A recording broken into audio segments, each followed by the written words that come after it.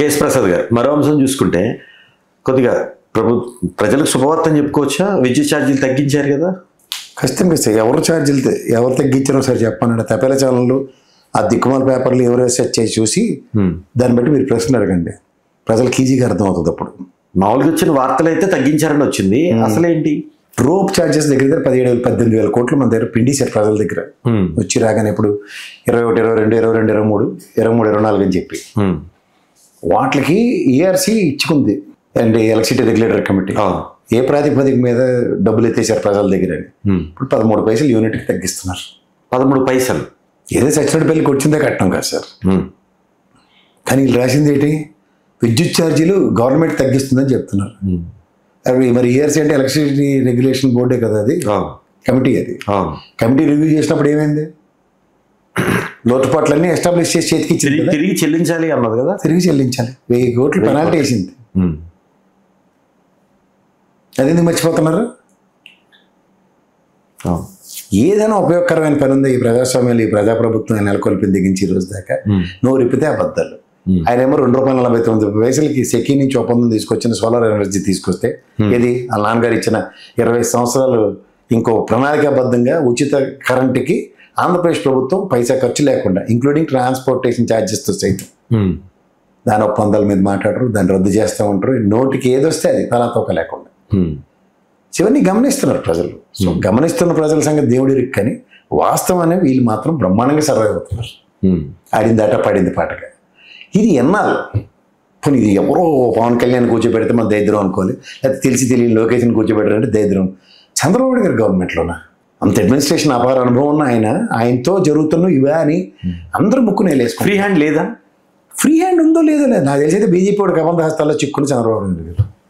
ఈ విధమైన ప్రభుత్వ నడవడిక నేను ఎప్పుడూ చంద్రబాబు గారి గవర్నమెంట్లో చూడలేదు. ఫస్ట్ టైం ఇది. ఇంకా 14 to 19 అది ఇంకా మూడో కంటికి తెలియకుండా జరిగింది. అది ఏం జరుగుతుందో అర్థం కాలేదు కదా సార్. రాష్ట్రం విభజించబడింది, ఆడేదో కూటమి కట్టారు, ఆడిస్తారు. అయినా 17 వరకే కదా, 18 వరకు కలిసి ఉంది.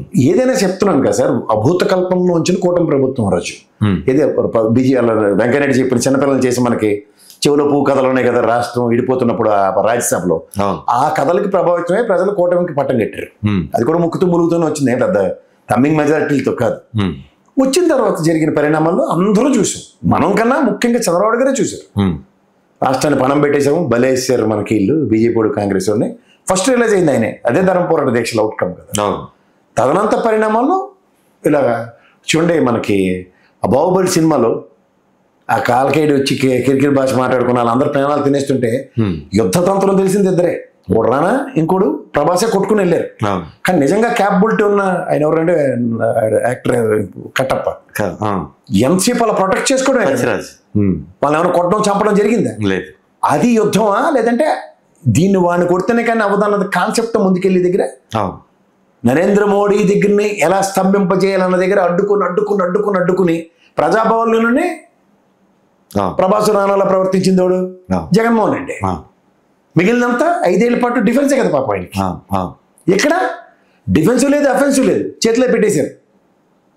టిడ్కోయిల్లు బుడ్కోయిల్లు అంటే vice president promotion, ESS scam అంటే అచ్చెన్నాయుడు అరెస్టు, దత్తాత్రేయ గవర్నర్. ఇవన్నీ మర్చిపోయి పొత్తు కాబట్టి లేకపోతే మేము బతకలేం కాబట్టి అంటే నిజాలు ఎవరు చెప్తారు ప్రజలకి? ఇవన్నీ వైజాగ్ స్టీల్ ప్లాంట్ అంటే ప్రజల మధ్యలో నిలబడి చెప్పాడు నేను ఇవ్వను, అంతకైతే మేము ఏదో తలతా కట్టి కొనుక్కోవడానికి సస్తాం, ప్రైవేటీకరణ కుదరదు, ఇది చెప్పారు వీళ్ళు. అదే అబద్ధాలతో కదా నిర్వహించుకున్నారు. అలాగే ఇప్పుడు ఈ ట్రోప్ ఛార్జీల సంగతి చూడండి, అదే కథలకి అన్వయించుకొని చేసేసుకుని పోతున్నారు ముందుకి. ట్రాన్స్పరెంట్ ఎక్కడ ఉంటుంది మరి? ట్రాన్స్పరసీ లేదు. ఇవాళ గవర్నెన్స్లో ట్రాన్స్పరసీ కొరవడినప్పుడు ట్రాన్స్పరసీతో పనిచేసిన వాళ్ళు వీళ్ళకి చూపించుకుంటే వీళ్ళు పని చేసిపోతుంది కదా, అదే కాలక్షేపం చేస్తున్నారు ఇప్పుడు. ఒక ట్రాన్స్పరెంట్గా జవాబుదారీతనంతో పనిచేసిన అనా పైసలతో లెక్కలప్ప చెప్పిన జగన్మోహన్ రెడ్డి ప్రభుత్వాన్ని ఆద్యంతో ఆపాదించుకుని మాట్లాడుతున్నారు. డీబీటీ పథకంలో ఏమైనా క్యాష్ ట్రాన్సాక్షన్ ఉంటుందా? ప్రజలకు అందింది ప్రజలకి ఇంటింటికి వెళ్ళి ఇచ్చాడు కదా, నీకు అందిందా లేదంటే వాళ్ళే చెప్పారు కదా నాకు వచ్చింది సార్ అనేది. అథెంటికేషన్, అదే అకౌంటబిలిటీ. దానికి 11 సీట్లు ఇచ్చారన్న సంబంధం అయితే నా దగ్గర ఆన్సర్ ఉండదు. ఇది కాలక్షేపం అంటారు. ఒక ట్రాన్స్పరెంట్ గవర్నమెంట్ చేసిన ఉద్దేశం ఏంటి? పీపీపీ రద్దు చేశాడు ఆయన. ఎందుకు రద్దు చేశాడు? అనామస్ ఛార్జెస్, అబ్నార్మల్ ఛార్జెస్. దాన్ని ఆపాడు, ఇది చూపించాడు సెక్యూరిటీ ఒప్పందం. ఇది ఆపినందుకు ఇది చేశానండి. ఇప్పుడు మీరు చెప్తుంది ప్రజల దగ్గర ఎత్తేసి తిరిగి 1000 కోట్ల పెనాల్టీ వేయించుకొని, ఇప్పుడు గతంలో మీరు గ్రీన్ ట్రిబ్యునల్ ఇసుక తవ్వేశారని చెప్పి ట్రిబ్యునల్ కంప్లైంట్ ఇచ్చింది ఎవరు? ఇదే పొత్తులో ఉన్న జనసేన బొలిశెట్టి సత్యనారాయణ గారు. ఇదే పెనాల్టీ కట్టింది ఎవరు? ఇదే తెలుగుదేశం గవర్నమెంట్. కానీ ఋషికొండ ప్యాలెస్ మీద ఈ విన్యాసాలు తోటకూర అని చెప్పి పెనాల్టీ కూడా కట్టకుండా గ్రీన్ ట్రిబ్యునల్ అప్రూవల్తో చేసిన దానికి అబాస్ పాలు చేసిన ఈ గవర్నమెంట్. ఇలా మీరు ప్రతిదానికి కంపారిజన్స్ ఉంది. పవన్ కళ్యాణ్ టూరిజంకి వాడమని చెప్పారు కదా దాన్ని, దాని మీద మాట్లాడారు. టూరిజం మినిస్టర్ ఏం చేస్తున్నాడు? టూరిజంకి దీన్ని వినియోగించండి అని చెప్పారు కదా. అంటే అది బాగుంటుంది కాబట్టే వాడమన్నారు కదా. మళ్ళీ అందరూ కూడా అగ్నిపూరితం చేశారు కదా. కడిగిన ముచ్చల్లో జగన్మోహన్ నిలబెట్టి ఇది ప్రభుత్వ భవనే, పర్యాటక శాఖ కట్టిందే, పర్యాటక శాఖ వాడండి ఎవరు చెప్తున్నారు? అంటే ఇదంతా ఎలక్షన్ స్టంట్ అనుకోవాలా? ఆబ్వియస్లీ ఎలక్షన్ అయిపోయిన తర్వాత కూడా ఇంకా స్టంట్లే చేస్తున్నారు.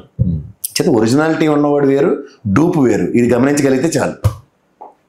రాజకీయంగా తిరిగి ఆ కౌంటర్ ఇవ్వటంలో కొంత జగన్మోహన్ రెడ్డి వెనకబడ్డారంటే దీనికి ఇవ్వాలి. కౌంటర్లు వాళ్ళే ఇచ్చుకుంటున్నారు.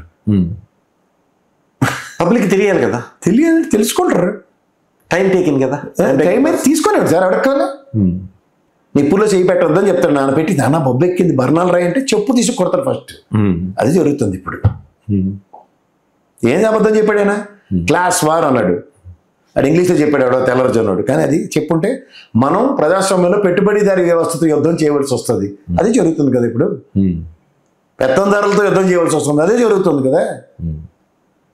నేను ఇంతకన్నా ఇవ్వలేని సంక్షేమం, ఇంతకన్నా ఇస్తానని చెప్తే మీరు మోసపోతారని చెప్పాడు. అదే జరుగుతుంది కదా. ఆబ్వియస్లీ పబ్లిక్ కొంత ఆశ ఉంటుంది కదా.